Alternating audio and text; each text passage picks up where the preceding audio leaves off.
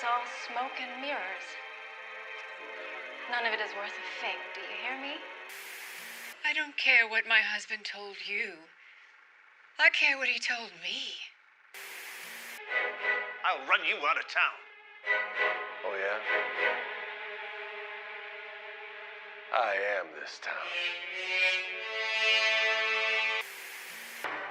Barton, another one of these.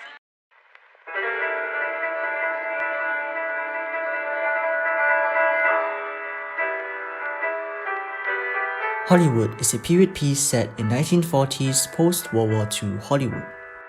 Midway through the series, things become more fiction than fact as the show reimagines what could have been if things were done differently back then. And it is precisely this historical inaccuracy that formed the crux of much criticism. Dear God, please, Meg, don't do it. You gotta come down. I gotta tell you something. Oh, God. No, please don't. Oh, God, Meg, please don't. No, no, no, Meg!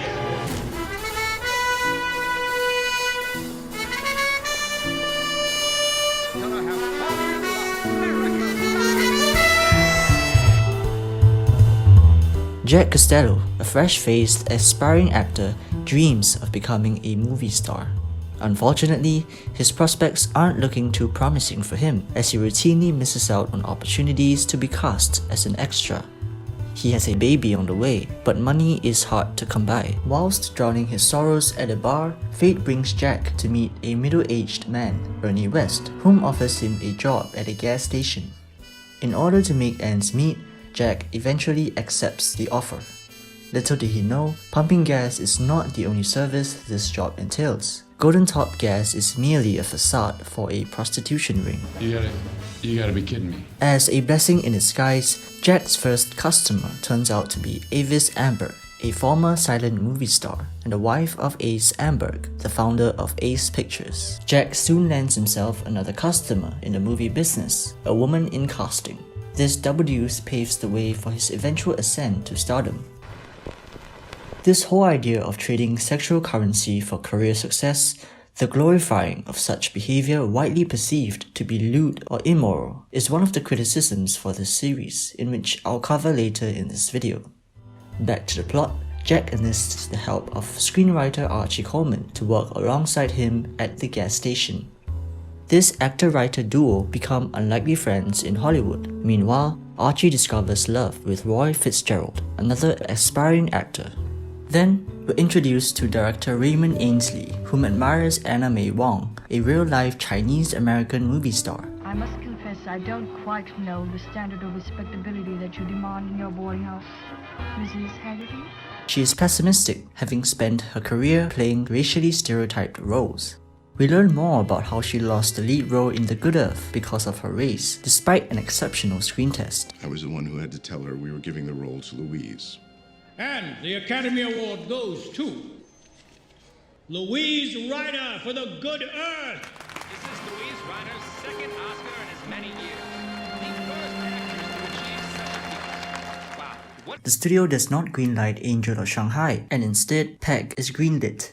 Peg is written by Archie Coleman, a real-life story about a girl who jumped off the H of the Hollywood sign. Camille Washington, who happens to be in a relationship with Raymond Ainsley, is introduced as a contract actor at Ace Pictures. Yet again, we see racial stereotyping as Camille is instructed to portray a maid for comedic purposes.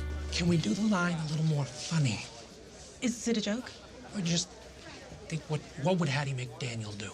She is also later reprimanded by the director for her improvisation. Let me go get some smelling salts. Cut!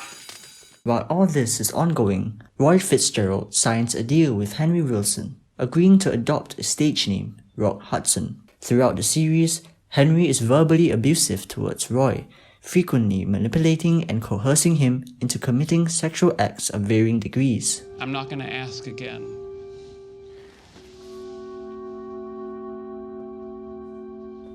He eventually sets him up with a closeted Dick Samuels, an executive at Ace Pictures, attempting to use this encounter for blackmail in the future.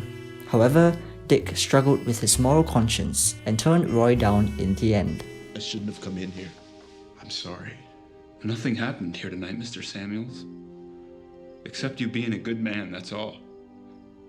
You're about the first good man I've met in Hollywood. Analogously, Henry tries to manipulate Jack for the promise of a blossoming career, but Jack refuses to do so. After several back and forths, each one of our aspiring actors and actresses lands a role in Meg. Meg even gets a happier ending whereby she chooses to live. Meg is eventually released to the public with rave reviews. It is a hit across the nation. We're the biggest hit in 7 years. We're a hit! Meg is a hit! News of the day. It's the 20th Academy Awards in Hollywood, California. Archie and Roy hold hands in public for the first time, and they're met with disapproval. Some reporters are refusing to speak to them.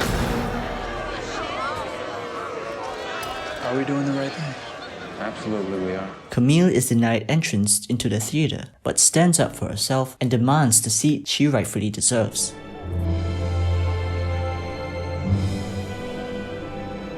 That's more like it. Anna May Wong backs the Oscar for Best Supporting Actress, Archie for Best Original Screenplay, Raymond for Best Director, Camille for Best Actress, and Meg for Best Picture. And the Oscar goes to Parasite. Moonlight, Best Picture. Mahershala Ali. Lupita Nyong'o. The reactions of the audiences were reminiscent of the public's response to real-life Oscar wins. The sheer amount of excitement from people in the theatre and among those at home. The euphoria of a win, the thrill of being recognized. The gratitude of the color of one's skin. This was one of the moments I loved in this series. However, Hollywood is critically panned for being revisionist, unrealistic, pandering to the message "movies change our lives" and glamorizing the use of sexual currency. Despite my love for this series, I do agree with some of its criticisms. Firstly, it is a tad bit too idealistic. How all our aspiring actors and actresses, director, writer, and most of the executives are kind, good-natured, morally upright people is at best a paradisal dream, and they all essentially succeed in the end. I find it hard to fully believe. As such, critics espouse the view that Hollywood sort of creates a fantasy. Secondly, Hollywood is heavy with titillation. I agree that it gets a bit too much quite often, but I think there is a purpose to it all, even if it could have been executed differently. The fact of the matter is, solicitation of sex has riddled Hollywood in the past and probably even now. This is embodied in the inner workings of Golden Top Yes, even through the characters Jack, Camille, Archie Coleman, Roy Fitzgerald, who all want to make it in the industry at the service of those in power. So, the show is self-aware. It does highlight the underbelly of Hollywood, but it doesn't vilify it. The whole world already does it. And though the show may seem to be glamorizing the use of sexual currency, the scene where Camille apologizes to Raymond for attempting to land a role by sleeping with him, and the other scene where Dick Samuels rejects Roy's advances prove otherwise. The underlying message is clear. Trading sex for success is wrong. Hollywood, California. Tinseltown is Boomtown. The whole idea that movies change our lives is seen by some as Tinseltown's pompous and ignorant belief. In my opinion, that statement does hold water. Movies do affect the way we live in some measure. Movies teach life lessons, especially in our formative years, for those without a proper family unit or lack the guidance of an adult in their lives. Even for adults who never knew they needed a shift in perspective.